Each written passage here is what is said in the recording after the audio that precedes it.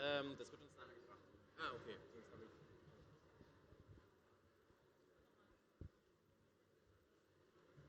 Good evening, everybody.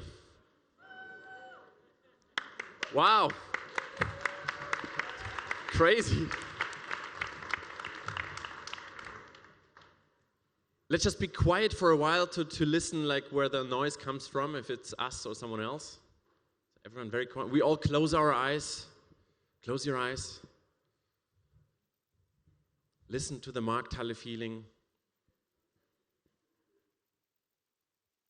Enjoy the cold. Take off your clothes. No. No, it's not an einhorn event per se. We do that later.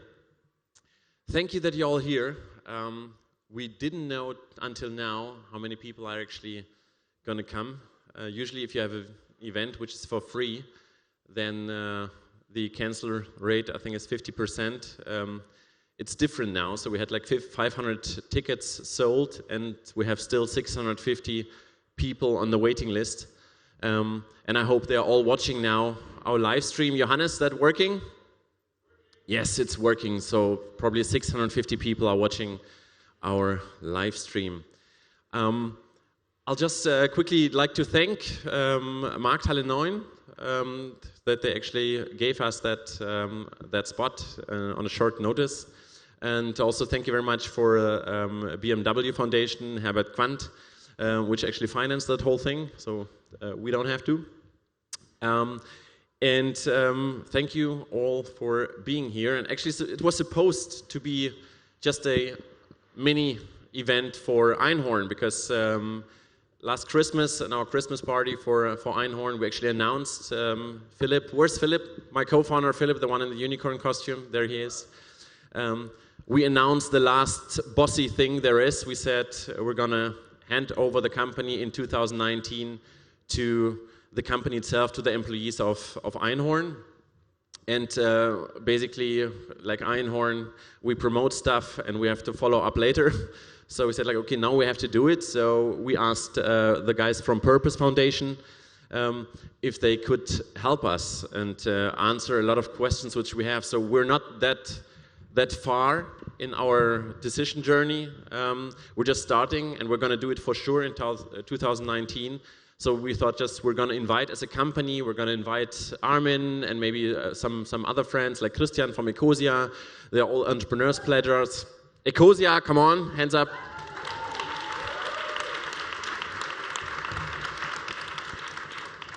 And also we invited Laura from Soul Bottles. You know Soul Bottles? They are the brave companies, they have done it already. And so we just wanted to sit around with a couple unicorns, a couple einhorns, and just ask them, how did she do it, why did she do it, and so on. And just invite friends and family. And it turned out that some more people wanted to know about it, so we got a new location. We got a new location at Spielfeld. Thank you very much for Spielfeld, even though we're not using that location for now. It was only for 200 people, but they offered the location. But the waiting list kept growing and growing, and so we asked our friends at Markthalle if they would come up with that place, and they did. So here we are. We're probably, I don't know, we're probably something between 400 and 600 people in here, and you all can participate in that way that you actually put in your mobile phone, use your mobile phone, and you type in slido.com. And the password is #unicorn or einhorn. And then you see already a couple questions. You can either rank them and say like, yes, this is the kind of question I like. I had the same one. Or you come up with the different questions, and at the end we'll have a ranking. So we're going to be talking for a while, but then we're also someone from Einhorn is going to look at Slido and bring us the questions that you're interested in. So feel free to participate and ask whatever's on your mind. Yes, quick check. Yes, so the whole event will be around 1 hour, 1.5 hours. Really depends on you guys. I think we're going to be talking for max 45 minutes, and then we're just going to have a Q&A. So it's up to you, and whoever wants to can stay afterwards, because afterwards we're going to do a shooting for Einhorn. We're working on a film trailer, and you're going to get some free condoms if you stay and take part in our little film. But it's free.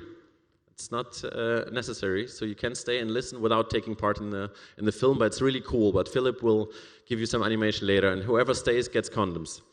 But enough promotion for Einhorn. I'd love to introduce quickly the 3 panelists here, which I did quickly already, and then we start off right away.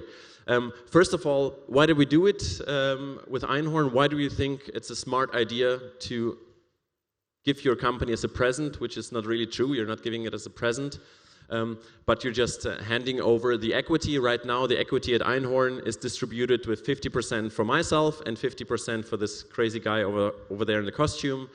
And usually it works like that. I am from the VC startup scene, and usually you start a company, you get investors on board, and 5 to 7 years later, you sell that company. So of course, you tell your employees in the beginning, wow, you have to stick together, we're going to pay you a really low salary, but later it will work out for you. And everyone works really hard, and after 7 years, the founders sell the company, the investors get rich, the founders get rich, everyone's really happy and laughing, except for everyone else in the value chain and the employees who are stuck to an investor, strategic investor, who just squeezes out the money and everybody leaves. So that's not the kind of future we want for Einhorn. It's not very sustainable, it's not very fair sustainable. And so we looked at ways how we can actually guarantee that something which we plan now, whether like with our values, how can that actually continue in the way we want, even once Philip gets hit by a bus or me, how does it still continue? Sorry. How does it still, the journey can continue with the values we actually thought of when we started the company? And the whole foundation model comes into place, but it's very expensive to set up a foundation. And we have smart guys here who found ways where it's not that expensive setting up your own foundation. Yes, so we think if we have to fight inequality, and at Einhorn at least we think that one of the major problems we have with fucking up the environment, with inequality, is basically that 1% of the people on Earth own 50% of the equity and all the wealth on the Earth. And right now with Einhorn we represent the same. So Philip and I own the whole company, no one else owns anything. And once we become 45 and get our midlife crisis, we sell that thing, and we continue our journey. So we have to protect us from our own greed, which we do with the help. And there are already brave companies which are sitting here who have done that already. So we have to learn a lot from them. And not only looking at the founder perspective, because, can you raise your hand? Who of you owns a company?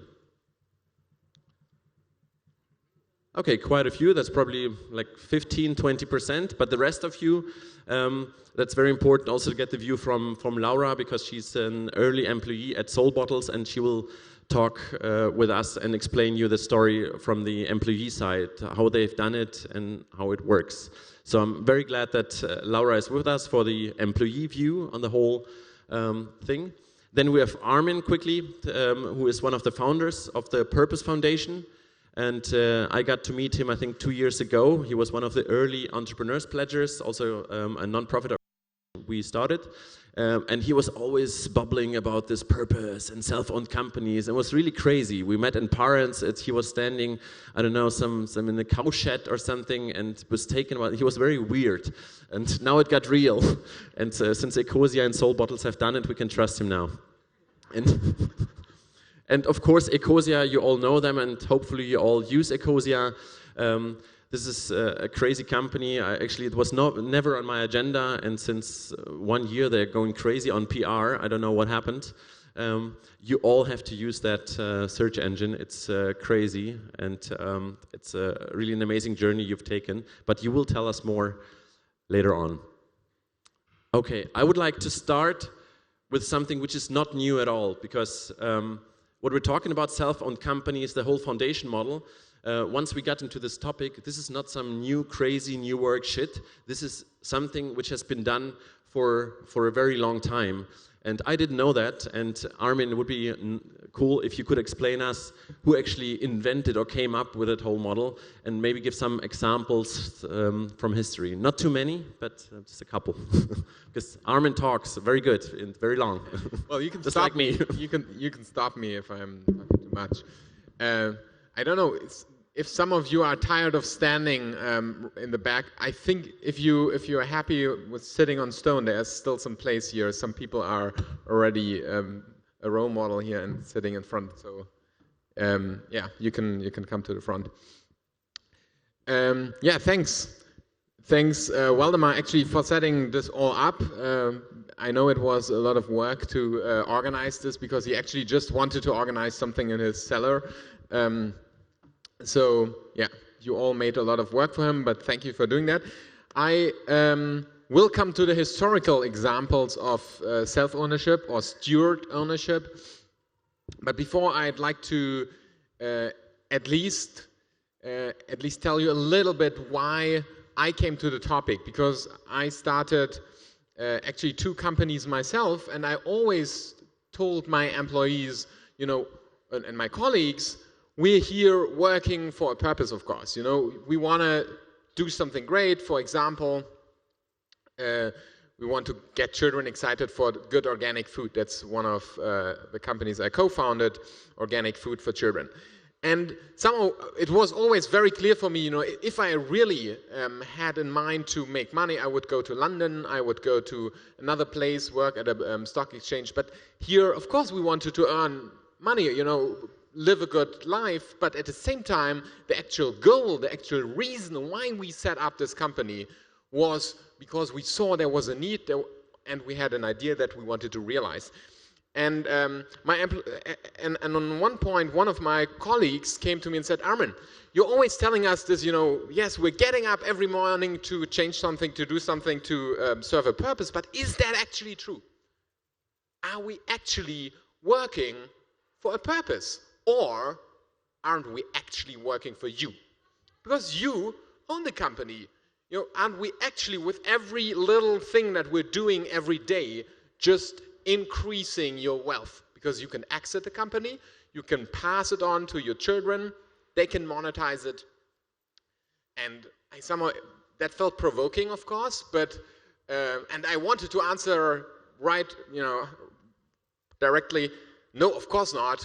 You're not working for me. Are you crazy? We're working for a purpose, of course. But I realized the interesting thing is, legally, like juridically, rechtlich, they were right. Legally, if you own a company, then people who are working for that company are working for you. And that's when I realized there's this very strange thing. You know, you have an idea, you want to serve that idea. For example, you have the idea of, I don't know who might have that idea, but if you have the idea of creating a very sustainable condoms, you want to do that, contribute something positive to the world. And in the moment of actually doing that, you need a legal, legal clothes. You need a legal entity. So you're looking around, you take a GmbH, an Inc. or limited company.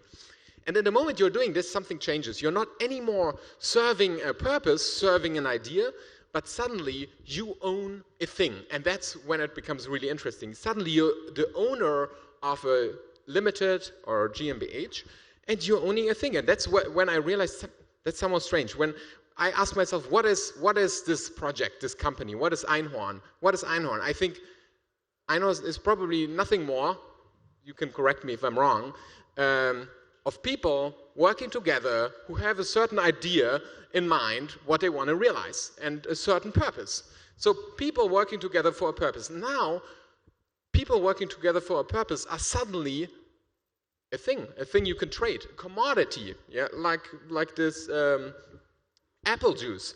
And if you're an owner of a GmbH, that's what I realized, you're owner of that group of people working together for a purpose in the same way that I would be an owner of an apple juice. Because as the owner in our law, you are allowed to destroy things, you can split it up, sell, do whatever you want. It's somehow a strange form of ownership. So for me it became clear, I don't want to be an owner of a commodity. I don't want my company to be a commodity, a thing, but somehow this is people working together. And now what's the right legal form for that? How can I make sure that, you know, my employees are not working you know, to make my co-founder rich or myself rich, but how can we be colleagues that are working on a purpose? And that's actually when I looked for the historical examples. And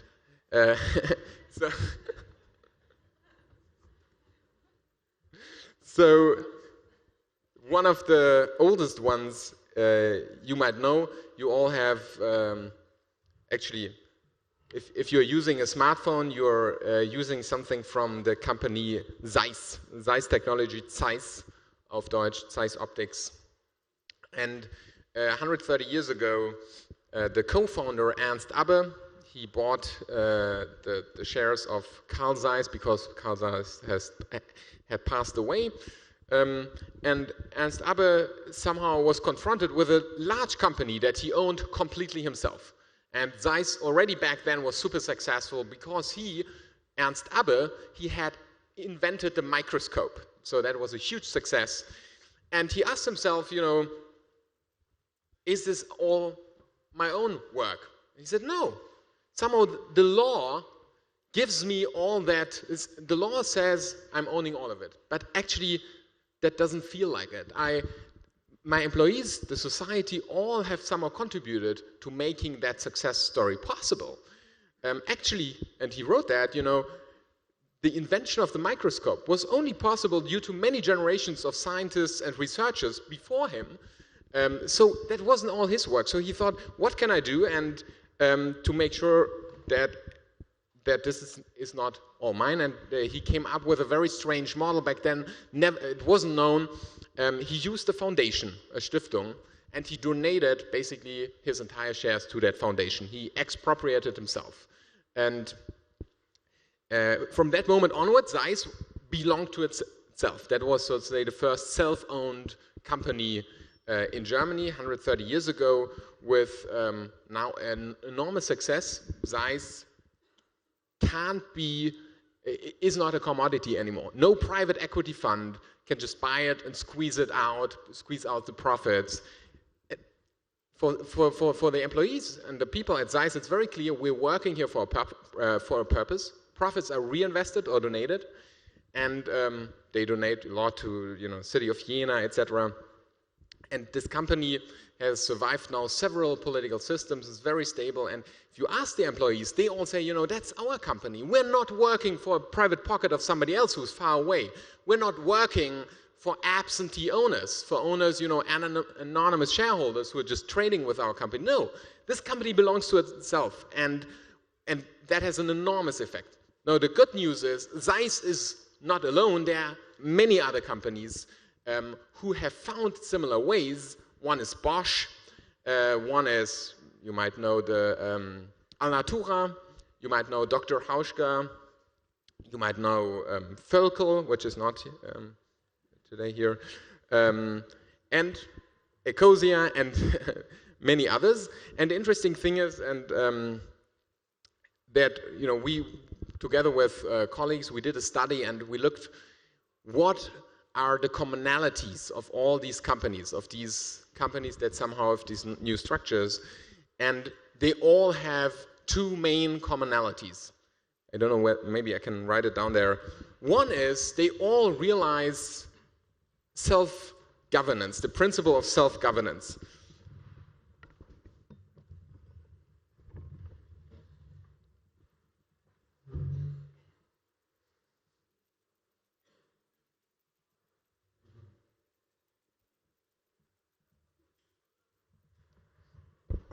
So, be it Bosch, be it Zeiss, be it Ecosia, for all of these companies... I'll take the pen, I'll just write down. Okay. Laura can sit again. For all these companies, it's very clear. The steering wheel of the company, like the majority of the voting rights in legal terms, but the steering wheel, the ones who hold the power in this company, this power cannot be sold anymore. It's decommodified. It's not a commodity anymore. It's not a shoe that you can sell. It's something that is always and will always be in hands of people who are connected to the company, who are mission aligned. And that is the first principle that we found. And the second is the principle of all these companies, be it Zeiss, be it Ecosia, they say we exist for a purpose. Profits, yes, profits are necessary. Profits are a means for us. They are not at the end. They are not the goal why we're active. They are not our purpose. But the purpose is something, a need, an idea, whatever. And that has, of course, enormous consequences, because that means all profits are either reinvested or used to donate. And of course, founders should get a good risk-adjusted return. Of course, investors should get a return. But these are all costs. In the end, what is left is used for the purpose. Now, that looks now, very standard, or maybe not as radical. But if you think about it, it is enormous, right? It actually transforms capitalism, I would argue. Why? Because if you think about how is power in companies allocated, transferred between generations? Who governs the institutions that most of us spend most of our times in, of our lifetime? You either have the one old mechanism, which is inheritance. The son or daughter of Waldemar will just get einhorn. So this is the principle of blood, or Warren Buffett would call it the lottery of sperms. Yeah. We have your son will get it. So this is the one old principle, how companies are transferred, of course, lottery of sperms. And then the other principle is the highest bidder. Who can put the most money on the table gets einhorn, because you're just looking for the... So these are the two main principles that define who governs companies today. Now, money and blood. And we are now somehow proposing something new, which is a third principle, which you could call steward ownership, or ability and values define who should govern it in the long term. Thank you. So for us, it was really interesting to know that we're not the only ones, the crazy social startups, which don't change anything if it's only the social startups doing it, but really realizing there are big examples like Zeiss, they do like 7 billions in revenues, and Bosch, they do more like 70 billions in revenues. So it's not just the small social startups who try to change the world, yay. It's also the big ones who have also thought about keeping their values. And so I'd like to go over to Christian, basically. Ecosia is a social startup. And I'll just start with a very personal question. Why did you do that? Why did you lose all the millions? I mean, you do a lot of revenues, as I'm not sure if you can share that, but I know that you do a lot of revenues, and you could have sold the company by now for a lot of money, but instead you said, no, thank you. Why? Yeah, so for me, when I started Ecosia 9 years ago, so it's not really a startup anymore. It took a long time to grow to the point where we're at now. A year before that, or 2 years before that, I actually did a trip around the world for almost 1 year, a bit more than a year actually. And during that time I saw the huge global injustice that we have, and how many people are suffering from conditions that we in the Western world create, and also the huge environmental destruction. And before I did that journey, I studied business administration, and somehow, for some reason, nobody really told me about these issues. At least it was not the focus of my studies. But for me, after seeing all that and living in countries like Nepal, I lived half a year in Nepal, living with these people for a while, I realized how tremendously lucky I've just been to grow up in Germany, where I have all these favorable conditions. But it's also, for me, that also gives me the obligation to give something back. So that was something that I realized, and that stuck with me, and that will probably never change. So when I then decided that I want to do something about it, I still had the feeling that I didn't want to do a normal charity and ask people for money. So I started a business. For me, that made most sense. if you're a business, you have a lot of liberty, a lot of freedom, you can do whatever you want. You just need to be profitable, then you can do whatever you want with the money. So that was the initial goal when I started Ecosia. So I wanted to make a lot of money, but not for myself, but for these purposes. Back then, purpose didn't exist yet, so we were just a normal limited company, a GmbH. And that was fine because I promised everybody that I would not sell it. Of course, now over the years, Ecosia became bigger and bigger, and I also had Tim, another my business partner, coming in, who also had a few shares. And especially during the last 2 years when Ecosia started growing bigger and bigger, we of course had a lot of people asking, hey, now you have something really, really valuable. You know, you have this company that's making many millions of revenue or even profits every year. That would be a lot of money if you would sell it. Why don't you sell it? You know, I studied business administration, and a lot of my former students, of course, asked, you know, when you're going to make your big exit? And I told them, yo, I won't.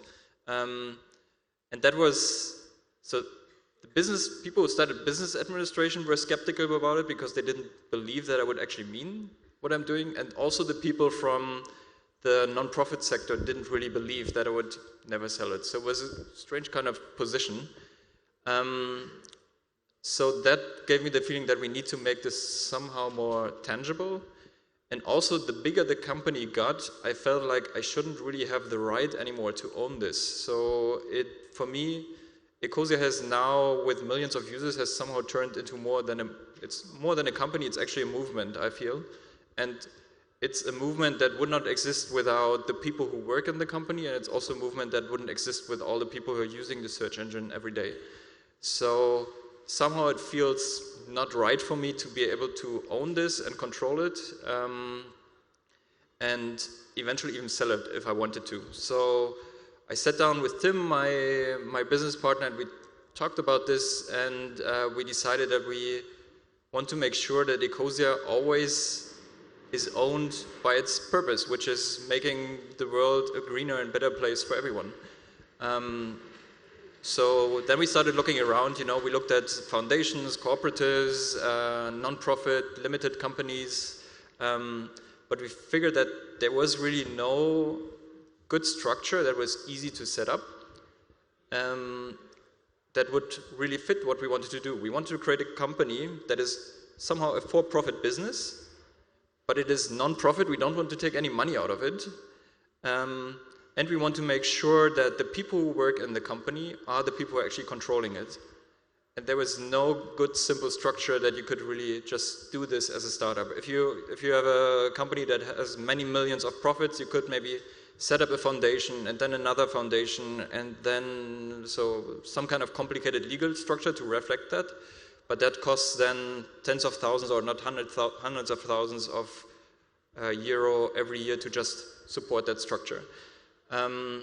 Yeah, so then we discovered purpose, and that kind of solved the problem, at least theoretically, because then was still the point where we had to make that decision, because we always said, yes, we're going to do it, but if you really get to this point where you now have to let go of your baby in a way, then of course you start questioning. So that was I mean, even before that, but that was a long process for me to define what do I actually want. Maybe if I give Ecosia away, or if I give the right to sell Ecosia away, do I want something in return? So how much money do you get now if you sell Ecosia, your shares of Ecosia? How much money do you get? It's not much. So my 50% of Ecosia, so Tim holds 49 and I hold 50%, and Purpose holds 1%. I could sell them for €50, which is not much. €50, anyone?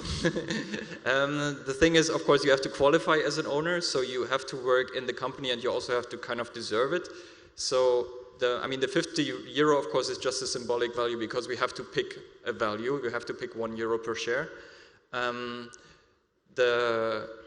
The real value of Ecosia is, of course, much, much bigger. But what we achieved was that we turned it into something that can't really be sold anymore, because who would, I mean... It doesn't have a price tag. Yeah, it doesn't have a price tag. And you also, I couldn't just sell it to anyone. I would only be able to sell it or give it to people who work within the company. And this way we make sure that this ownership is always in the hands of the people who actually make the decisions working in the company. So technically, just for everyone, you gave 1% of your company to the foundation. And the foundation holds a veto for selling the company and for taking out any profits. So neither you nor your co-founder can actually take out any profits. They have to stay within the company. Yes. Right? And that's, for me, these were the two principles, the two main principles, and we also put the purpose of our company into the statute, which I'm not sure, I mean, is that one of the requirements as well? That we can't change our purpose? That's a good question now. Change it. So in the process? Yeah, okay. It depends on what the company, in that case, wants to be included in the veto share package in that sense. And you wanted to have the purpose as well included. You can't change it without the agreement of the Purpose Foundation. Yeah. Go ahead. I will draw the structure now for you, and then you can go on explaining it. Yes, so we basically gave 1% of the Ecosia GmbH Limited to Purpose Foundation, and Purpose Foundation now has 2 veto rights. They will say, they have to say no if we should ever want to take profit out of the company, and they have to say no if we should ever want to sell our shares to somebody, especially, yeah. So what happens with, that's nice. What happens with all the profits? If you can't take them out, so what happens? They are used to serve our purpose. So I think that's, I mean, and that's the idea. So I remember we had a discussion at an event lately where somebody asked, like I told them about our model, and they asked, like, this is really a strange construct. And then I realized, no, this is actually not a strange construct. Like, the other things that we've invented now, they are strange constructs. It should be natural that people who create something also then, who create some profit, can actually also do what they want with that profit. But I want to dig further, yeah, because we're kind of a bubble here with all this kind of social startups, and seems like the normal thing, just giving away your company. I've struggled 7 times, so I burned a lot of money, and it never worked out. And it rarely happens that you actually have a company which really succeeds, and now you just give up the company. It's not a normal thing. Otherwise, we wouldn't have our situation right now with a society where 1% owns 50%. So, what's wrong with you? Why did you choose to just give it away? Because nobody else does. You're very alone in that field. I just want to make it clear, because sometimes this whole social bubble in Berlin, it seems like it's normal, but it's not normal to give stuff away and to think like you do. So, tell us a bit about your weirdness. Yeah, for me, this process of really deciding to do it and then actually doing it, that was maybe 1 year, 1.5 years even. And I realized that I had kind of these 2 voices in my head. You know, there was one voice saying, yes, of course, having a lot of money is good. But then I also realized, well, what would I use that money for? I would use it for planting trees. So if I want to do that, then I can also... Very cheesy. Yeah. And then, of course, I kept asking, what do you want money for, you know? And I realized I actually, really what makes me happy wouldn't be having millions of euros on my bank account. What makes me happy is being with nice people and working on something that I really like. And of course, I need a certain security, but I think I can get that amount of security out of a normal salary. So, and when I had this realization, I was also able to give up, you know, that right to make millions at some point. But if somebody says, I want to have millions on my bank account, I wouldn't judge them. I think that's still okay. I think if somebody says, I want to have billions on my bank account and spend many, many millions every year, then I would maybe start a discussion, because if you have people dying on our planet, and if you have things like, I don't know, climate change and all this shit happening, it would be very egoistic to decide to spend millions on your own consumption and well-being. And I think it doesn't even make you happy. So it's also money not well spent. So yeah, I thought a lot about this, and for me I came to the conclusion that I would like to live in a world where people are not focused on profit maximization, but just decide that at some point it's enough. I have enough money. And if I want to live in that world, then I maybe need to lead by example.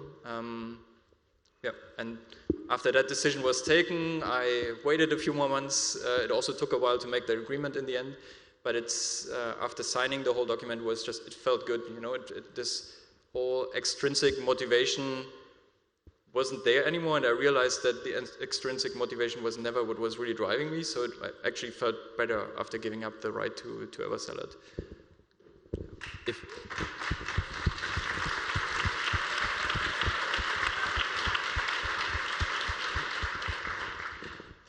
If it's so logical, why is not every company doing it?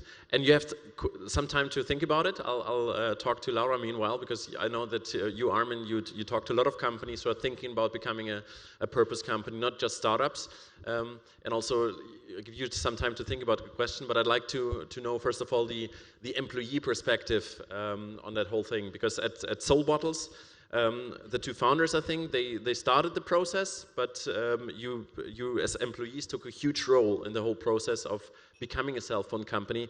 And if you could take us on a journey and just explaining quickly how did it work for you at Soul Bottles, and how also especially the employee side, not the founder side, but what changed for you guys and what was important for you, lessons learned, failures. Please. Tell us a bit more about Soul Bottles. All right. Hi from my side to all of you. Nice being here. Journey is a very good word for it, because it took us a while to get there. In the end, we were a purpose company in April last year. What? Ach so, sorry. April last year? Yeah. That's the product. That's a Soul Bottle. Yeah. And where we started... Most sustainable bottle that you can find on Earth.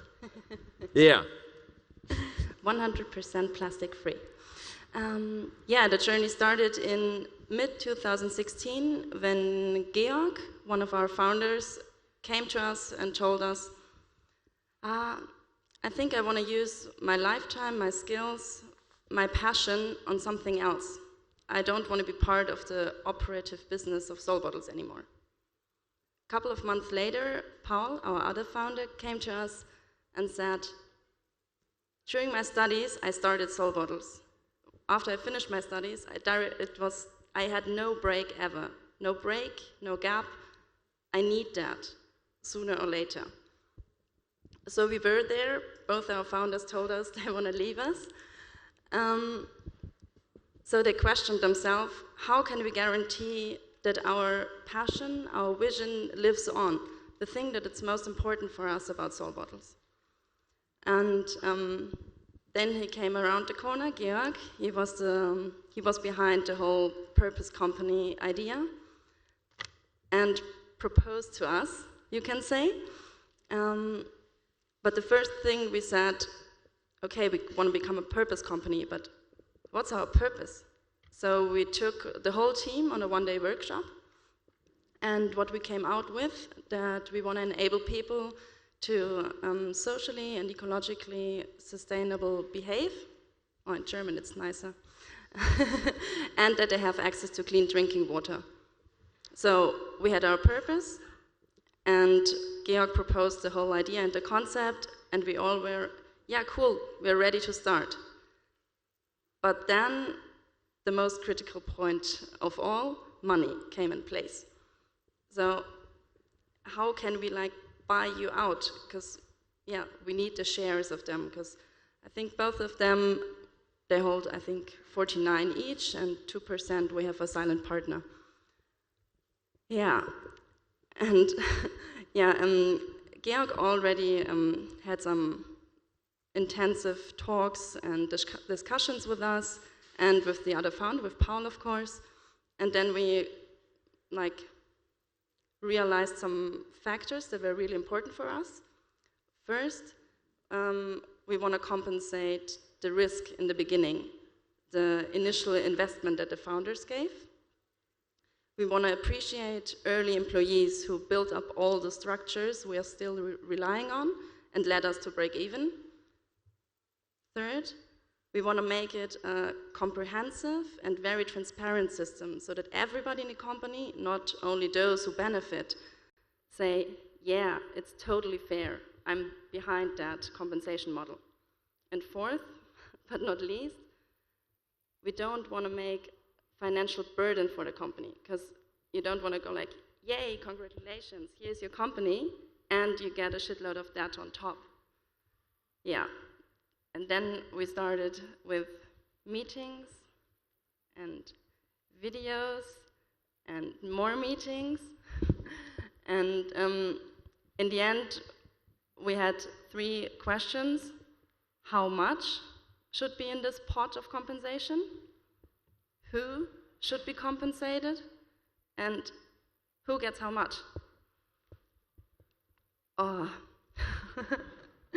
Yeah, it was a long journey, you can tell. For who, we took a really, really simple point. We said break even. Everyone who was on board before break even is part of the early employee and founder group. We had discussions on that one because some people said, my opinion is that everyone who is part of the company right now, at this point when we make this decision, is contributing a substantial part. So why don't involve everyone who is there right now? We did systemisches Konsensieren. I don't know it in English. It's a way of how to make a decision. You give your systemic consensus building. Yeah. Now you know it. Now, in the end, you give. You're not voting for what you are. Oh no, for what you. You don't give pros. You give cons. So you give your Widerstandspunkte. Yeah. So the solution in the end doesn't hurt anybody really, really hard, but nobody's really passionate about it. Just to make clear, now we're talking about the money. So first of all, like how much do the founders get because they're out of the company? How much do they get for their shares, for their initial effort? But also how much money do the early employees get? Yes. Okay, so it's not just the future, but the really money in your hand. Okay. Yeah. But with this Widerstandspunkte, we decided, do we want to include everyone who's right now in the company, so like 30 people, or just this break-even group, which were about 8 people, including the founders. And in the end, we decided for the smaller group. And then for the how much, like what is the total sum we want to distribute amongst those people. How many people are in this 8. smaller? 8. Yeah. Including the founders? Yeah, 2 founders, 2 very, very, very early employees, and 4 second level, a little bit later employees. Okay. Yeah. And for the total sum, we did different calculations to give us as employees like a feeling of how big numbers we are talking about. Georg also did an estimated, really conservative calculation. What would it be worth on the free market? And I think this was about 750 to 800,000 at that point, but it was rather conservative. So it was, I think it would have been more at that point. And the second number or figure we took into that was how much would you have earned if you would have been paid the current maximum wage from the beginning. So the 2.5 years you worked without any payment, if you calculate that with the wage you're earning now, how much would you get? And from that we said, okay, it's about between 600,000 to 1 million.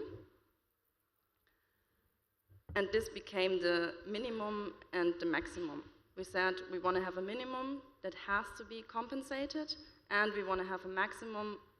Over that, we're good. So if you're skyrocketing the company, it's cool, but we don't profit from it. And then to not make it a financial burden, we said we want to stretch it over 5 years. So over 5 years, this compensation is paid. And did I forget? Oh yeah, and of course the lion's share from this goes to the founders. It's about 70%, and the rest 30% are divided amongst 6 other employees. Yeah. Oh, and yeah, we included it. It's linked to the revenue. It's 5% of the revenue. So those people who remain in the company are more motivated to give their best. Yeah. So how do you guys figure out like what the founders deserve? Because like me talking as a founder, it's like you have a monster ego and you think like everything is just because of you, and letting go, and you are in charge because you're giving something away, which is the hardest thing ever. And how do you decide for somebody, I'm just devil's advocate now, who's never started a company, how can they value what you have achieved in your life and with all the failures because which brought you there? How did you get in this process discussing with non-entrepreneurs and entrepreneurs, like what is their worth, and they're even in have more power over you because they still have the company, you want something basically. How did that go, the talks between employees and founders? Yeah, those were the many meetings and videos and everything. Yeah, but I think a really good way was that we had a lot of examples like this. What would it be worth on the free market, just to get a feeling for that huge number? That was really helpful. And on the other hand, what would have, I think it was regarding the risk investment from the beginning. If I had invested that money at that time into something else that would have a lot of interest, how much would I have now? Those were all those, a little bit educating us in a way, I would say. Like to really grab us by the hand and take us with us. I think that was the most important thing. What did actually change for you, like for the employees? As a founder, you're giving something away, and it's gone, and you do it for a certain purpose. But what changes for employees? For us, the change was not that big, I would say, because from the beginning, Paul and Georg stood there and said, "We don't want to be your boss." This was clear from the beginning. But I think when Georg came and proposed to us with the purpose company, it was finally this feeling of, it's finally a structure, a system that says that what we feel, what we do. It's like finally giving us the picture. But I would say it did change for people who had a lot of responsibility. Like for me, for example, if I had a really big decision to make, before we were the purpose company, I was, okay, what would it change if it goes really, really wrong? And then I said, okay, no, I have to like talk to Paul and Georg about it. If it goes really wrong, okay, I better don't do it. And now I ask myself totally different questions. I ask myself, where does it bring us? Is it the most efficient I can do right now? Is it the right thing? Prioritize I right? I don't think about Paul and Georg at all. Yeah. Okay. Yeah. Is Georg here now? Oh no, I don't think so. I don't know. Georg, by the way, is our nonviolent communication coach at Einhorn. Yeah. Yeah, and another thing I realized that was really nice. I don't think if it's completely related to purpose, but I think it has something to do with it. Because last summer I went to a conference with a new colleague of mine. She just started in March, and it was some e-commerce conference, and we talked to some people about soul bottles. And every single one asked us if the two of us are the founders. And yeah, I was like, yeah, no, but yeah, we're soul bottles, period. It was a really nice experience. Cool. I will have a look at Slido. Meanwhile, it would be nice if all of three of you would answer the question, why is not everybody doing it? If it's so cool, everyone feels empowered, and it's a logical thing to do, to give up everything and plant trees. Why is not everybody doing it? How can we really unfuck the economy? How can we transform the economy and really get to a movement where more companies, also bigger companies, the ones like Bosch have done it, Zeiss has done it, what is actually missing? What do you guys think? And while you think or answer, I'll just have a quick peek at Slido and see what we have there. Well, in my opinion, I mean, if you want to do it, then you actually need to be in a very special situation, which is that the people who want to do it need to be the people who actually own the shares. And that, I mean, at Einhorn that's true, at Soul Bottles that's true, at Ecosia as well. But there are a lot of companies where it wouldn't even be possible. So I think that already limits it to a very few cases. Yeah, and then why are not all the startup founders doing it? That I think is because we're still following this idea of I want to become rich and need to make shitloads of money. And if you question that idea a bit, then maybe more of the new companies would be founded in that way. And I believe what you said, I mean that our whole society would be completely different if companies could only be owned by a purpose. If profit maximization wouldn't be the driving factor, why would you build a weapon manufacturing company? Who wants to do that? So, yeah, I hope that we will kind of wake up and there was going to be a development of humanity that at some point we realize that purpose is making us happy and not bank accounts. You know how to trigger them. Yeah, purpose. Nobody applauds me.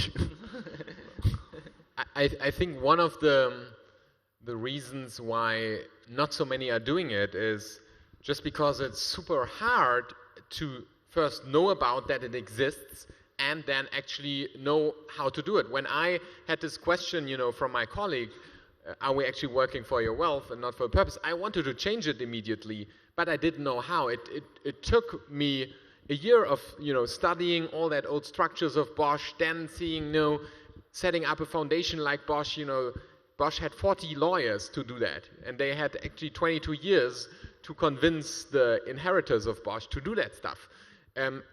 I didn't have that much money, so really to look for a structure that's much easier that we now use for Ecosia and also for my company and also for Soul Bottles, that is of course not what an entrepreneur does every day when you are focused on making your company work. So I think really one reason is we don't know about it, we don't know how to do it easily, it's super hard still to do it. And then the other thing, what you said, I think, to be very blunt, what we're doing here is we are somehow decoupling something that was always coupled in the last 200 years of capitalism, which is money and power. Money equals power is, at least I think, to a certain extent, the equation of capitalism. You put more money on the table, you own more shares in the company, you have more power. The more money you have, let's say the princes of Saudi Arabia, they invest more in Mercedes-Benz. Now they have somebody on the advisory board, the supervisory board. The more money you invest, the more power you have. So what Ecosia now did and what you did is you are decoupling that. Nobody, even the princes and from Saudi Arabia, can buy the power of Ecosia or of Soul Bottles. Now that is nice for you as a companies, but our entire financial system, venture capitalists, private equity, investors on the stock market, they're all used to that old equation. If you're going to a venture capitalist with this structure, he will say, wait a minute, my equation money equals power doesn't work here anymore. I don't get the power anymore. So that's, I think, one reason why many don't do it. And that's why we at Purpose actually set up one new venture capital firm that doesn't take the power and that does it in a new way and explains to venture capitalists how they also can do it, and why we also now set up with the GLS Bank, who is here as well, a new kind of private equity structure. But I think these are the reasons you have to work against another financial system, and that's maybe something we should later also talk about. If here are a lot of founders, who of you needs outside financing, because not everybody can bootstrap like Ecosia or Soul Bottles more or less, or Einhorn. Who can't bootstrap? Maybe just raise your hand so we get an impression. Oh, everybody can bootstrap? Oh, okay. Just a few who actually need investment. Okay, then we'll talk about that for sure. Armin will stay here till midnight, so you can just ask him anything. It's free. Laura, why is not everybody doing it? I don't have that much to add, but I think be an example of doing it. What we are doing is the first step. Talking about it is a very relevant step. And what Armin is trying to give us the legal backhold to really do it, I think would help the people get to know it. Oh, and what I would love as a next step to sometime in the future see a company where the employees go to their owners and say, give it to us. Yeah.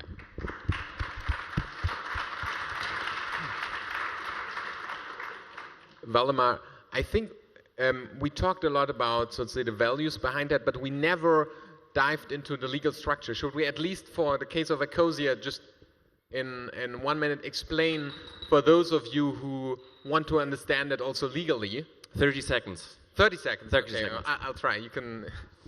Okay, so you have ecosia GmbH, that's a limited company. You have then a so-called steward share class. These are shares that only can be owned by people like Christian who work in the company, who have a connection to the company. These shares, 99% of the voting rights in total, they can control the company. But, as I said, they all profits have to be reinvested and they cannot be sold or inherited. So now, to make sure that Christian does not just change the charter, die Satzung der GmbH, the documents of incorporation, because he could do that. He could just say, well, we changed that. I'm now just owning voting rights. I can't take off profits. But then I would come and say, Christian, that's nice. You can talk about that. That's in the charter. But if a hedge fund comes along, you can change it, because with 99% of voting rights, you can change everything. So the question was, how can Christian write things into the charter which he cannot change anymore forever? More or less. And that can only be done by taking on another player who has 1% and a veto right. This other player, a foundation, has nothing to say in ecosia's business, doesn't get profits, it just has one task: to veto any attempt of Christian to fall behind his great promise. So by this he can really make a credible commitment, a legally credible commitment that he cannot change. And this foundation is now, which we founded 2015, the Purpose Foundation, has the task in its charter to always veto these things. But Christian also say, wait a minute, these guys from Purpose, they are somewhat strange. I'm setting up my own foundation. I'm now big enough. Or, with Waldemar, I'm setting up my own foundation.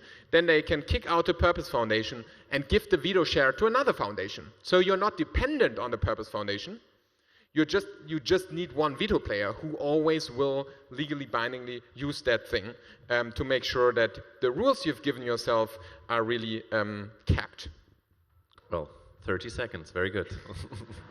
As usual. Always on time. I will go now into Slido, so everyone has voted on the questions we have here. And maybe this one goes, well, I'm not sure, maybe it goes to Laura and to Christian. The top-rated question is, what happens with the earnings of the company? So if you can take the earnings out of the company, if you can sell it, and you're a profitable company growing, there are lots of millions on the bank account, and of course we know your cheesy answer, you plant trees, but what if you planted all the trees and still enough money?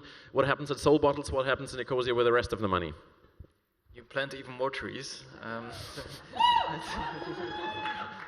No, I mean, that's really the purpose. That's the reason why we're doing this.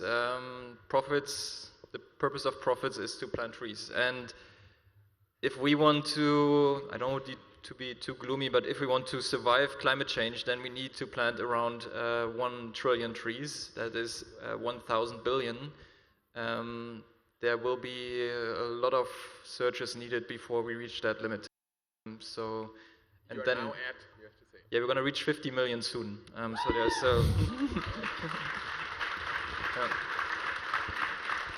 Okay, Laura, what happens with all the millions on your bank account?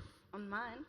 No, at Soul Bottles, our purpose is two-parted. In the first part, we want to offer products that makes it easy to behave sustainable.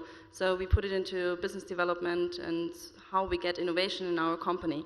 And yeah, so far we don't have that much millions lying around that we are so desperate to find a solution. Yeah, and there's also the easiest way, invest in your people. Well, I think, you know, Götz Werner, the founder of DM, he always says, if you make profits, you're making something wrong. You're either paying employees not much or your prices are too high.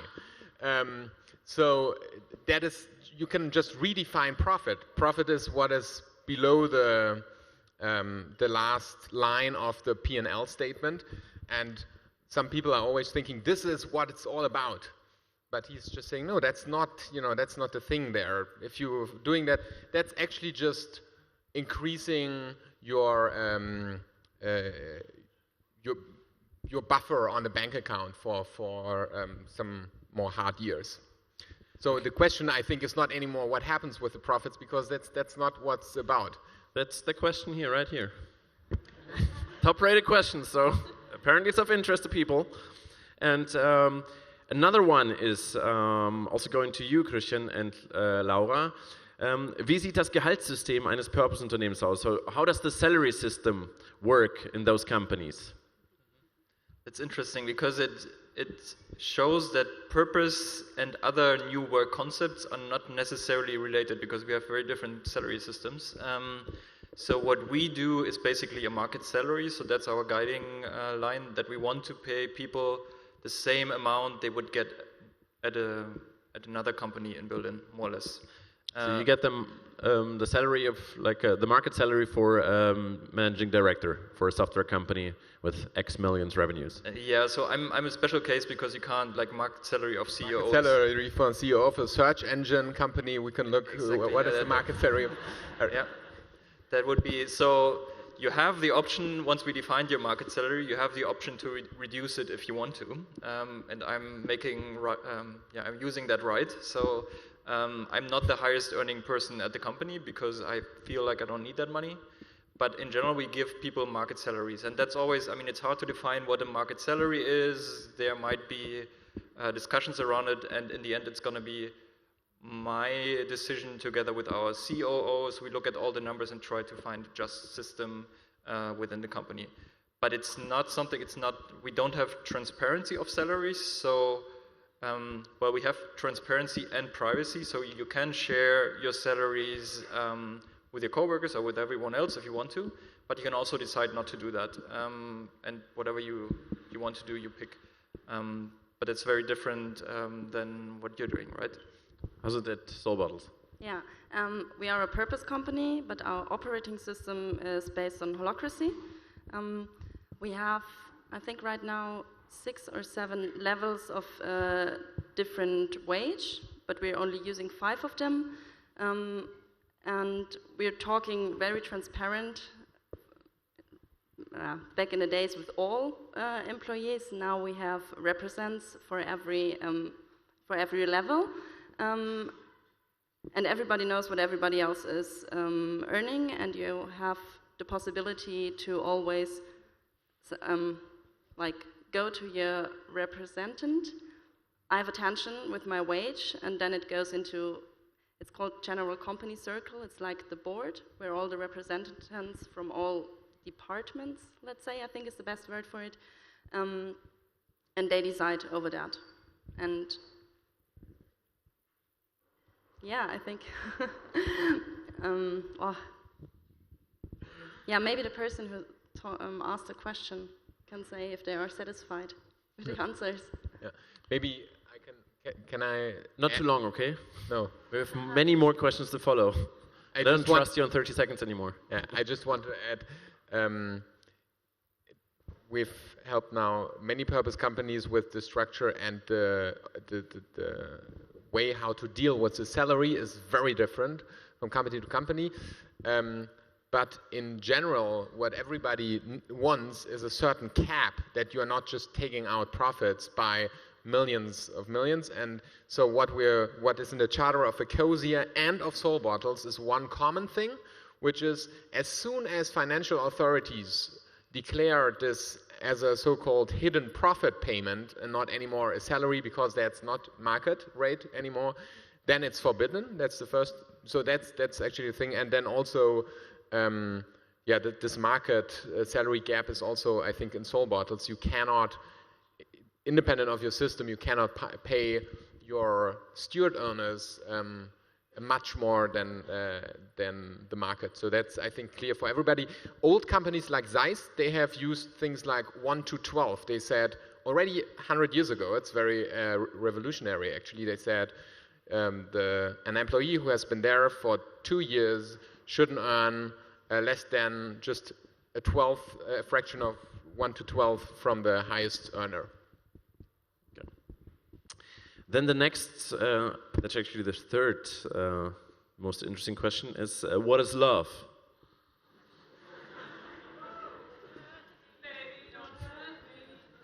Don't hurt? No.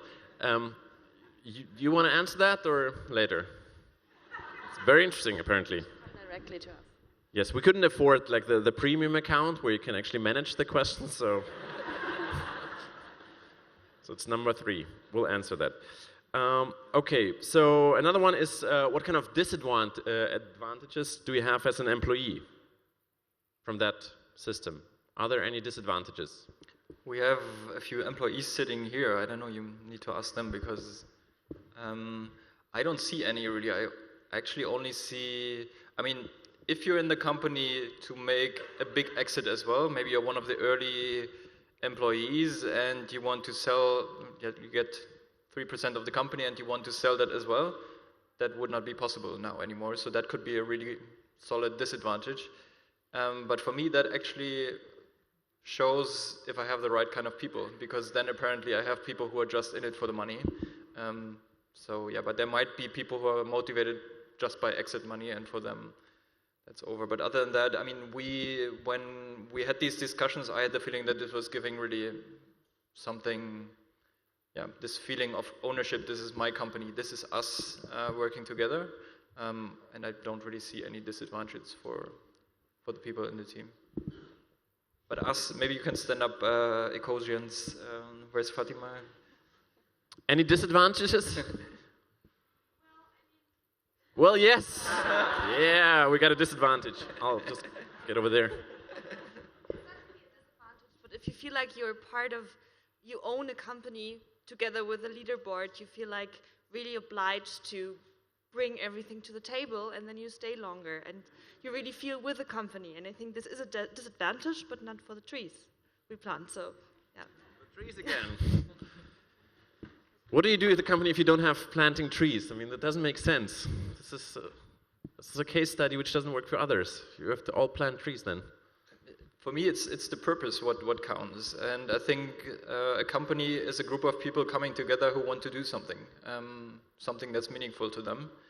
And if it's trees or water or condoms, I think everything is valid. I guess weapons would be something that is not valid because people just don't want to do that kind of stuff.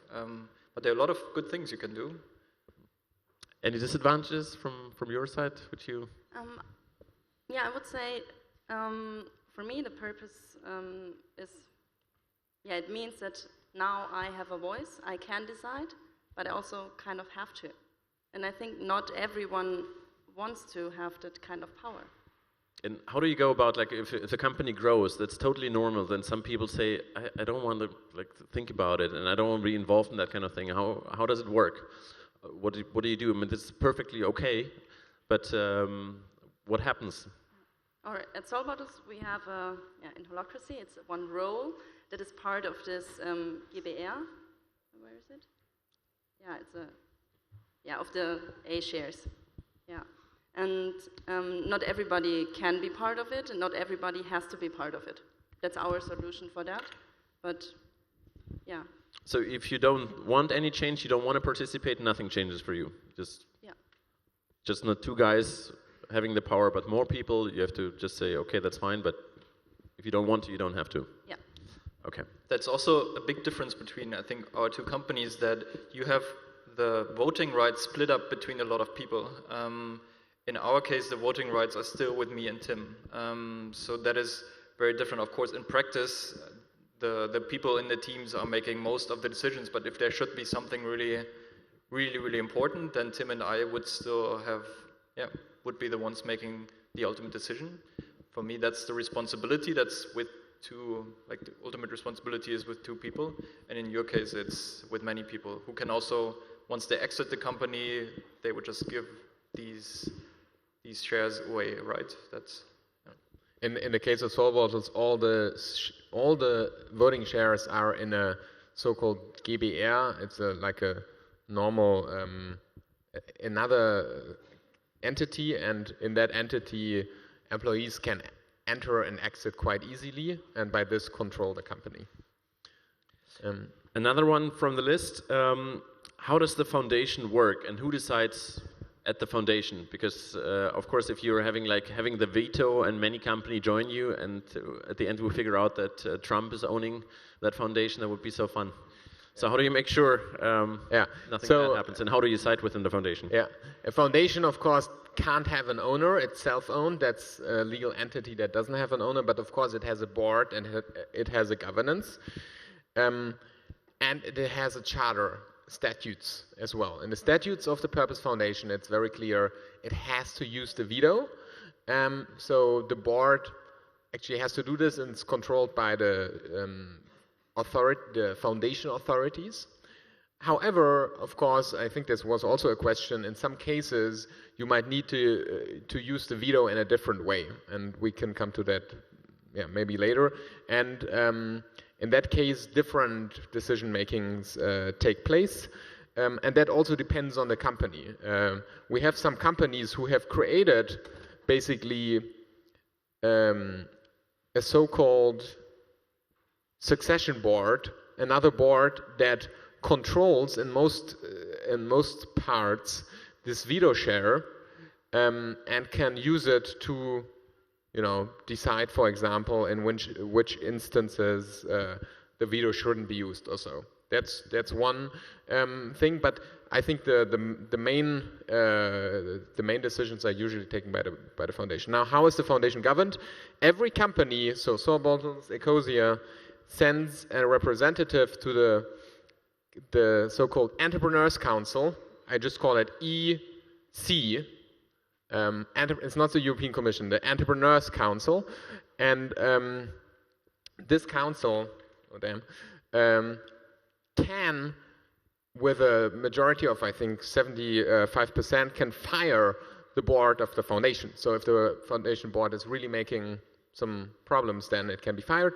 And if the foundation board just wants to have a new person on the board, then the council also has to approve it with a simple majority. And if you want to change the governance of the foundation, you need 99% majority in this Entrepreneurs Council.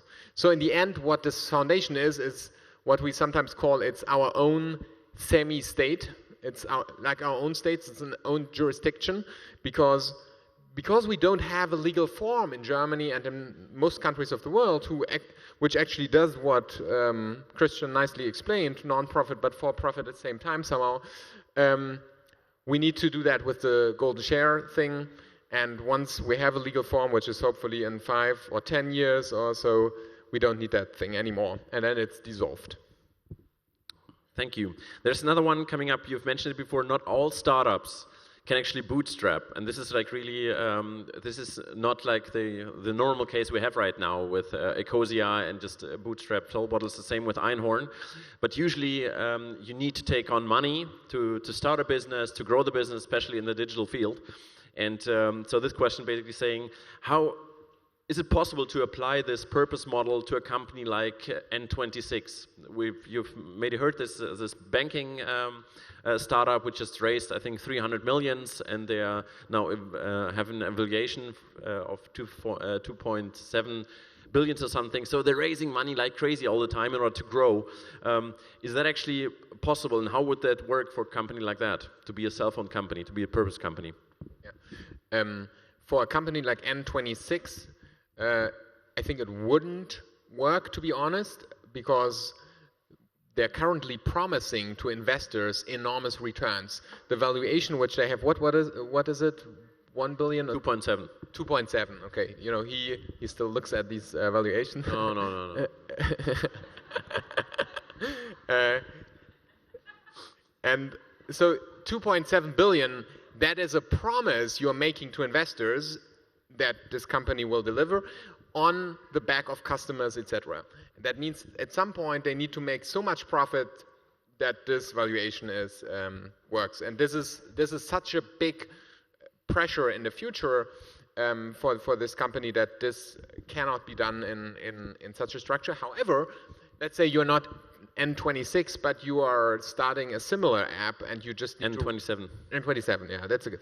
And you wanna, you know, you're growing in a different way, like ecosia. People go to you because they like you, because they know how authentic you are, because you are like the Einhorn guys, and you don't need maybe 500 million, you just need 50 million. Then it's doable. And there are certain parameters. One thing which is important, every investment you're taking in, you need to be able to pay back in a certain number of years, 10 years, 15 years. 25, or 26. Whatever. And 26. 27. You know, they raised 500 million. They will not be able to pay 500 million back to the investors, and they will only be able to pay it back if Deutsche Bank buys them or if they do an IPO. So if you're not doing an IPO or exit, you need a different model there, and that's how you can do it also in that structure. It's basically what investors call revenue-based financing or profit-based financing. That means you actually have to be, who thought that, a real business that makes real business and is not just growing a valuation. And if you're a real business, if you're really generating profits, then it's not a problem to take on more money, and also several rounds. We have done this several times. We have convinced other venture capitalists to also join in these rounds. We did this in the US, we did this in Finland, so it is definitely possible, but you have to you have to see that you are building a company that can actually pay that back in the next 10, 15 years. Okay, thank you. There another one. How do these companies, like our companies, go about hard decisions?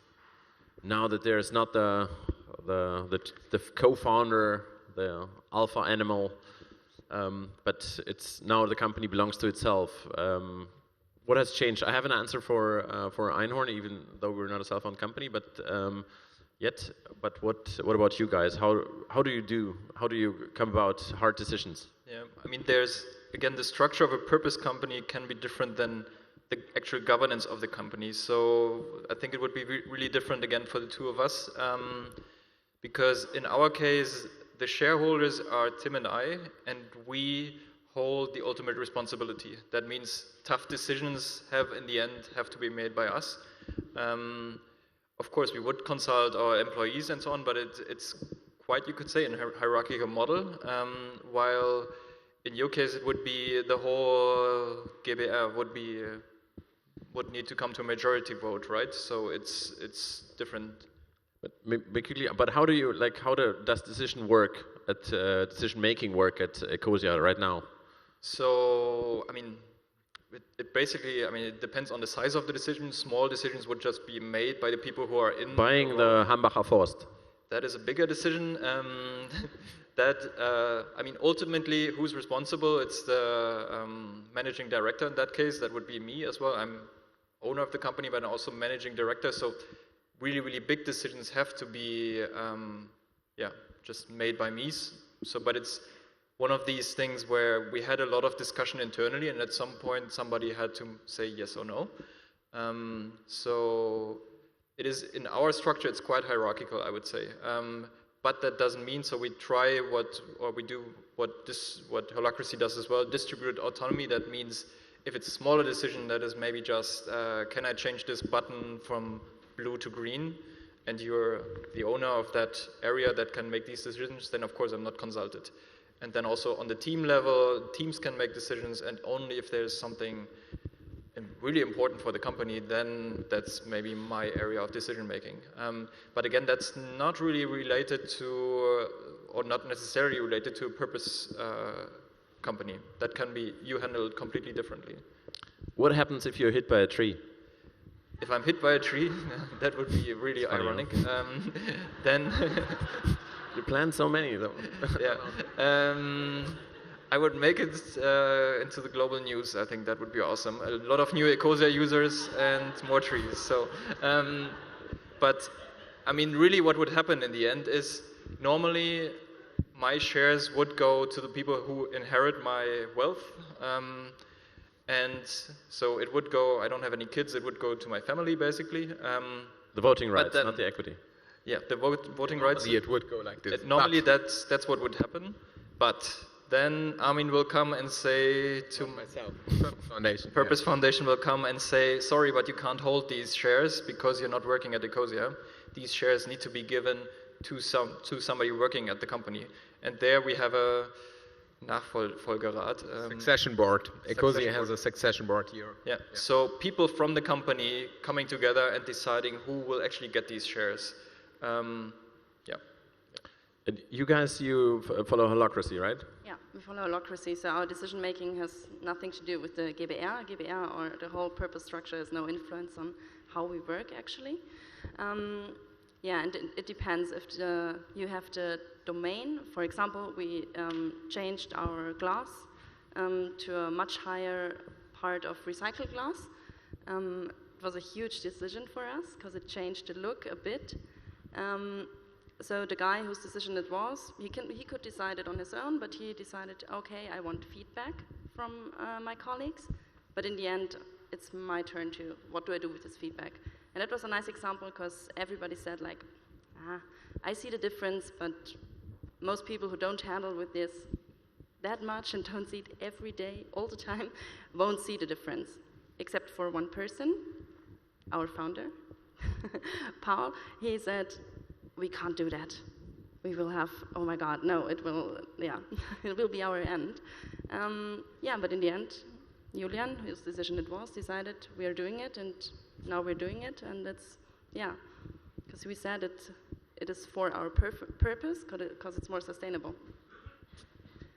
Yeah, and if you have decisions to make that are not dedicated to one role specifically, it goes into the it's general company circle, but it is, yeah, a circle of more people, and then it is the task of one person to make a proposal, and then you can check if there are any vetoes against this proposal, but you need the proposal first.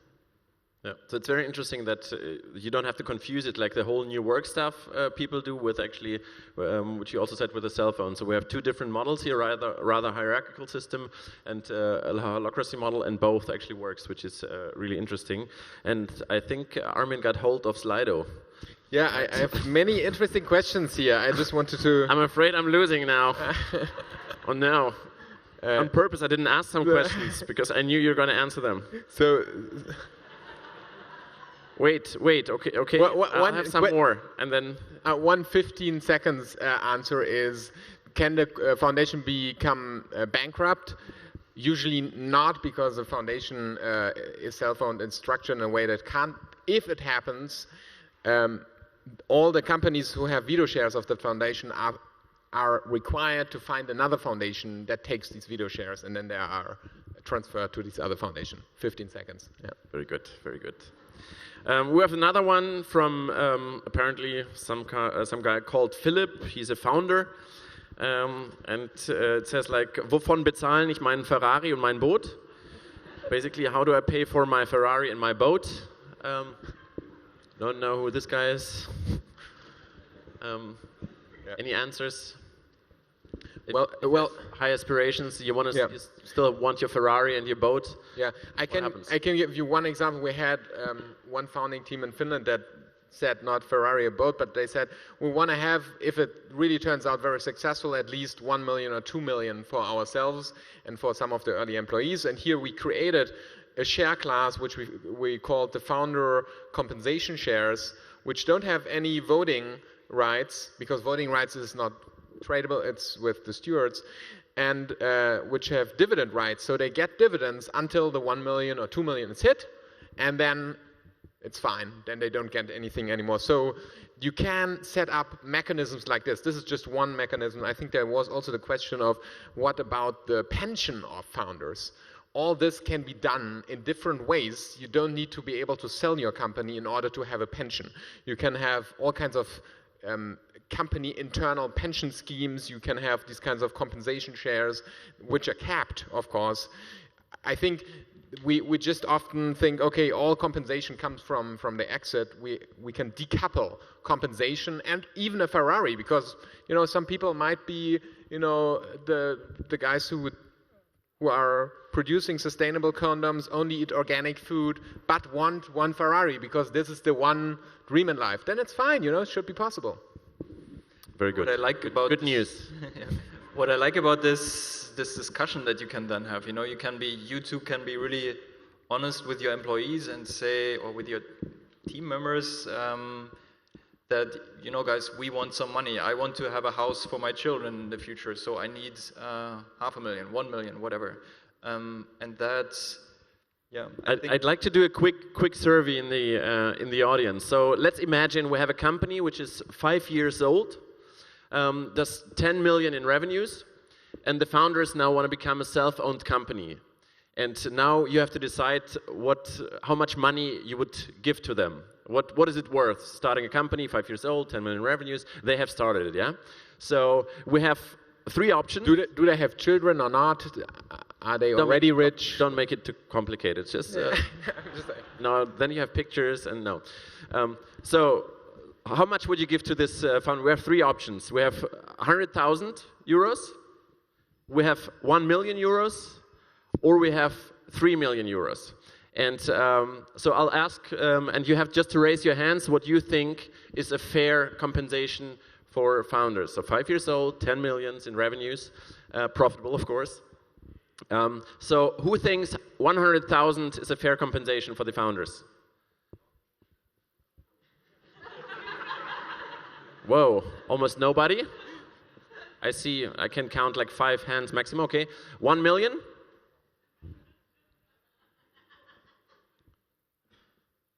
Okay, 3 million? Sorry?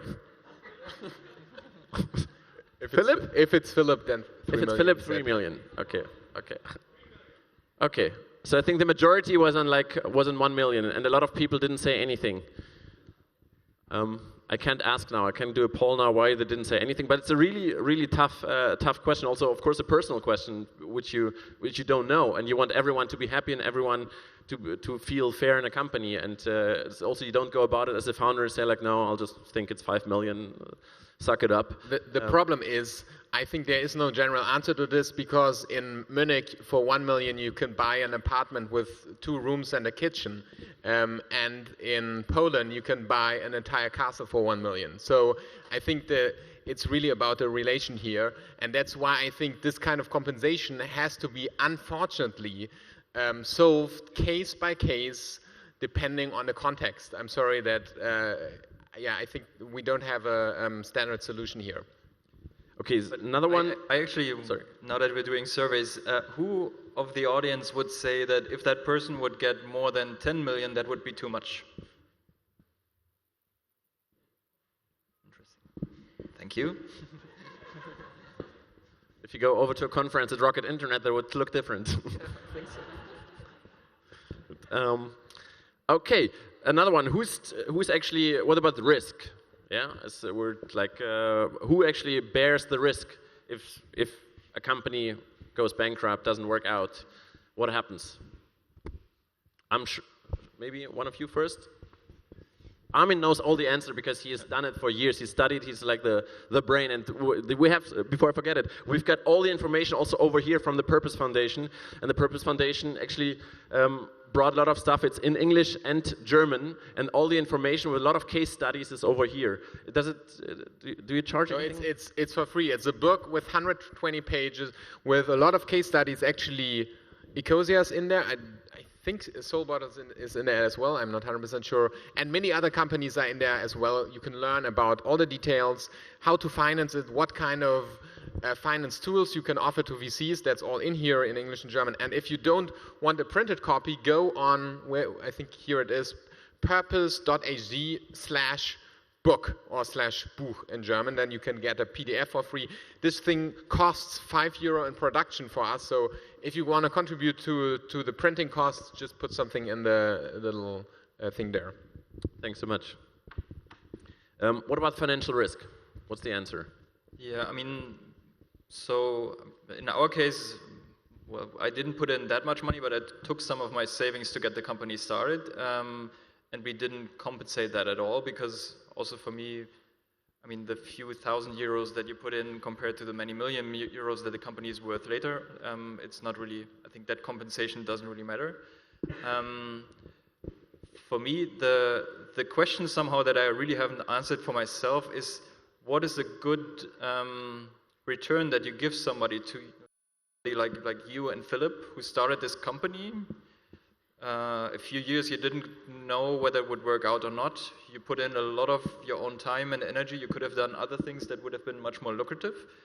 And now you have something that worked out, but usually 90% of startups don't work out. So how do you value that? How do you value that risk that you have taken?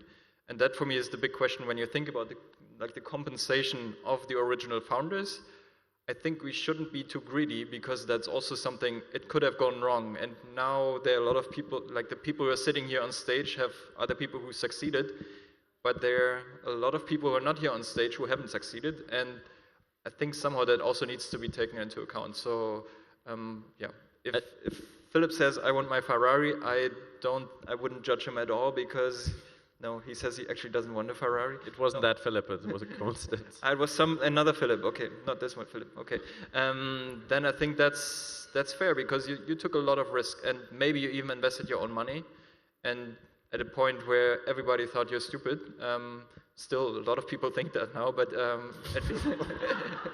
at least you're more known than warming up. Yeah, so I mean, that risk of losing money, it's there, and I think it needs to be compensated. I think what's also meant is like really when it goes down the drain, like who has the responsibility? Right now, I think, for example, for Einhorn, if we go bankrupt, Insolvenzverschleppung, whatever, we really fuck up, it's the two of us who go to jail. What's it for a cell phone company? For that case, we invented a new role in holacracy. It's called Go to prison role. Yeah, somehow like that. It's called Hafter. Yeah, and I think there are no special... who does that? I mean, who wants to be the Hafter? At the moment, we have 3 people who are doing it. Voluntarily? Yes. But they get compensation for that, or why do they? Yeah, there's a special compensation add-on. It's not much, but there's a little pool for the Hafter compensation. Cool. One has to explain maybe, these are the roles of the Geschäftsführer in German law. What Waldemar was mentioning, Insolvenzverschleppung, so not going to the insolvency jury early enough. This can bring you into jail, but this is, by the way, not connected at all to ownership, because these liabilities are all connected to the CEOs. And every company, independent of an ownership structure in Germany, if it's a limited company, has to have a CEO. And that was your problem. You didn't want to have a CEO, so you chose, okay, 3 have to be formally the CEOs. They are liable, and that's why you give it to them. But otherwise, the liability doesn't change a lot, because here you're just holding, nominal shares as if it's a normal company. I think for investors, the question is also important, because if they invest a lot, what happens then? And I can speak for myself, because we've invested now in more than 10 startups that are structured in this crazy way. And we are investing with shares which are called redeemable redemption shares. That means redeemable shares and even capped returns. Now, that means concretely, for example, we give 1 million to you, and then we say, okay, in the course of the next 10 years, you have to buy us out again. if you make money, if you have a positive cash flow after 5 years, you need to take at least 30% of your free cash flow to buy us out. And because you are such a risky startup, we don't need just, you know, our $1 million back, we need 3 million back or 4 million back. And so in the kind of risk category in which we're investing, the highest X we currently required was 5X. Then we said, okay, that's a risky company. We need to be able to make many of these risky investments. We need 5X back. That's the highest like risk compensation. Yeah, but I think the risk question is a very interesting one because, of course, everybody who invests personal resources into a company takes risks. You know, by moving to Berlin to work for Einhorn and whatever. So the entire idea that only owners take risk and they should be rewarded because they are the only one who really takes risk is, I think, outdated. Okay, just all of you are still here, which is really cool. And we have lots of questions, and I can promise you already, in the name of the Purpose Foundation, that we will answer the top 50 questions on that and put it online on the event, so everyone will get his answer, because most of it's like Q&A, which you've done anyways a lot of times. Maybe because I'm not the only one. Purpose is a team of 13 people. Now I think we have 5 or so here. Maybe you can come at least somehow more to the front or visible, or yeah. You stand up, yeah, there in the corner, so if you still have some questions. There, and Irmela as well. And okay, so there are a few people you can go to answer it. But can we do that? Can we answer like maybe top 25 of these, which we didn't answer yet? Not now, but I knew I'd go for it. Now, I mean, like later, and we post it like online, so everyone. Yeah, I think so. Yeah, because there are many interesting questions, but I don't want to go too long. It's almost 10 o'clock. We just did systemic consensus via. Very good. Eye contact. Yeah, I like to promise things for others. It's great. Is there any questions from the audience which is not here, but you say this has to be answered, and I don't care if it's numbered, let's really down below at Slido, but I really need the answer now. We'll have the microphone handed over to somebody who really needs the answer now. Starting a company, doesn't know, can I do a self-owned company from the start or later? Anything else? It's okay if you don't raise your hand. It's late. Oh, there is one. Yes. Wow. A brave one. Come on, hand of applause for him.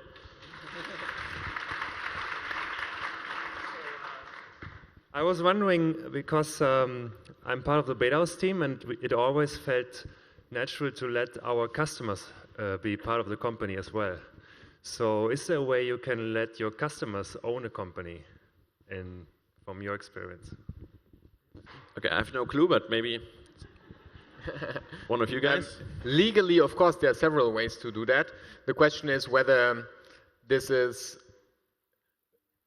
what kind of ownership the question is what kind of ownership do you want to give to your customers? Do you want to give the full control of the company to the customers, or do you just want them somehow to participate?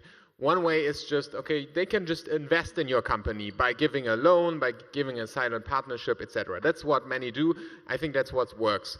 What I think, to be honest, in some cases works is also to have them as co-owners in the case of the GLS Bank with a co-op. But mostly, if that grows, it doesn't work anymore. Sorry to say that, GLS Bank, but we have the biggest customer co-ops, as they are called. The biggest customer-owned companies of the world are in Switzerland. Both of the big supermarket chains are owned by basically all Swiss, by millions of Swiss people. What does it change with the company? Nothing. Because ownership, I think, legal ownership, only creates real responsible owners if it overlaps with emotional ownership. If people like Waldemar, at night wake up, oh damn, there was this one thing we haven't solved it yet. This kind of emotional ownership. Now the Swiss people are great people, but buying at Migros or buying at Co-op is just one little fraction of their lifetime. It doesn't concern them. They're not emotionally owning it anymore that much. They're just buying there. And that means nobody turns up to the assemblies, and basically the managers are just ruling and doing whatever they want. It's a really strange setup. So I would say if you want your customers on board, make that through other arrangements and make sure the steering wheel is with people who are emotionally long-term owning that thing and not just people that are, like in the case of, Migros, absentee owners. Because what we are fighting here with steward ownership is, of course, shareholder capitalism is absentee ownership. People who are not here and who control companies from Hong Kong and who are not feeling the consequences if they're just shutting down some manufacturers here. But absentee owners can not only be big, greedy capitalists, this can be also customers who never turn up. So I think you have to pay attention there for absentee ownership. Okay, just a quick last survey. Who thinks it's a stupid idea to become a self-owned company? We should have done it before. Before and after would have been funny. Who thinks it's a good idea for a self-owned company to become a self-owned company? Who is still not very sure if it's a good idea? Okay.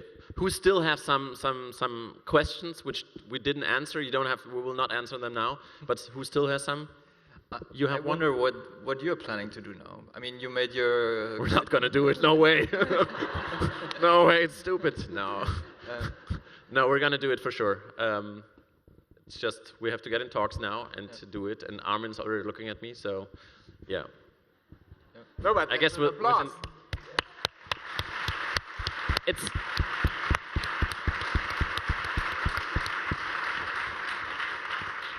First of all, it's not just my decision. There's another stupid guy who decided the same thing, Philip, in the unicorn suit.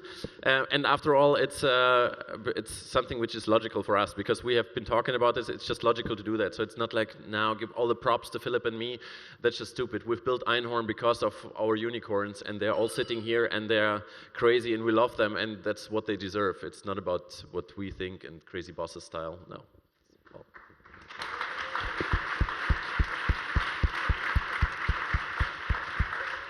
We will have a second event, so if you still have some questions, it will be soon, I think within the next 4 weeks, because another 650 people are waiting for their chance. Some of them, of course, watch the live stream, but all of you also get the chance to get there. We don't know where we're gonna do this event again, but definitely it's gonna be a big location, and we all will let you know.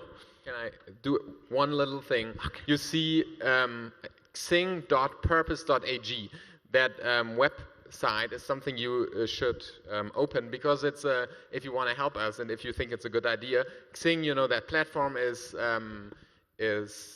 trying to give an award to a very good new initiative that creates the future new work environment, and we've been selected, I think, out of many hundreds to be one of the 10 nominees, and now the winner will be voted.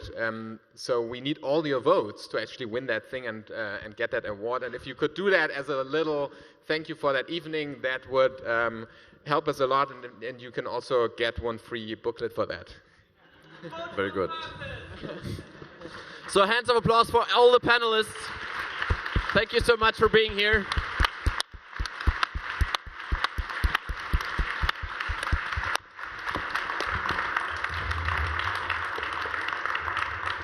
Now, as promised, the official part is over. Now you have to pay for it. And